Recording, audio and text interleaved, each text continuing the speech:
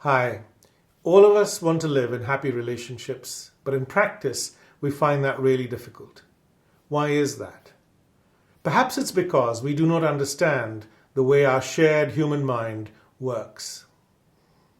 All of us have many psychological needs which we expect other people to fulfill and which we are not aware of. The closer our relationships, the higher our expectations. We all want a balm for our loneliness. We want to be loved and respected, feel important, feel secure, be stimulated, and so on. When these needs are not met, we may just lose interest, or get hurt, or angry, or withdraw our affection, or try and manipulate the other person to try and meet them. If two people in a relationship are pushing to try and get their needs met from each other and not aware of it, they become insensitive and less giving, and that can result in conflict. If we can understand this process deeply, we may become aware of a self-interest that is operating in the background, pushing to have our needs met.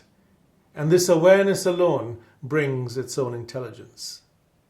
We may then also question our needs and take responsibility for them and just not expect other people to meet them all the time. If we can explore this with another person, this awareness alone will result in a relationship that is much more loving and without conflict. All our experiences from childhood are stored in our memory. We call this our conditioning.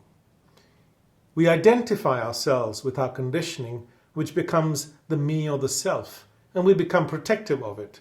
This includes our opinions. We scan the world around us and compare what we see with what is in our memory. If it's familiar and we agree with it, we feel comfortable and it brings us pleasure. If it's unfamiliar and we don't agree with it, it creates a disturbance in our brain and we are pushed to respond. In a relationship, this may result in us being critical of how another person is thinking or behaving, and we may want them to change so we can feel more comfortable. We assume that our opinions are always correct because they come from our memory, and therefore others must be wrong. It makes it difficult for us to compromise with another point of view because we are so protective of our own. If two people in a relationship are constantly critical of each other and wanting each other to change without being aware of this process in the background, it can create conflict. This process is the same in all human beings.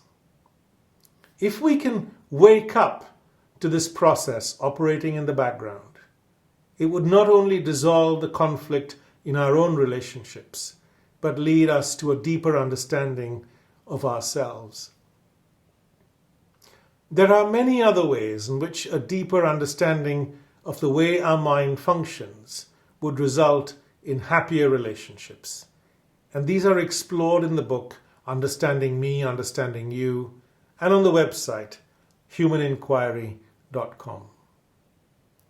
Please investigate and find out for yourself and take that first step.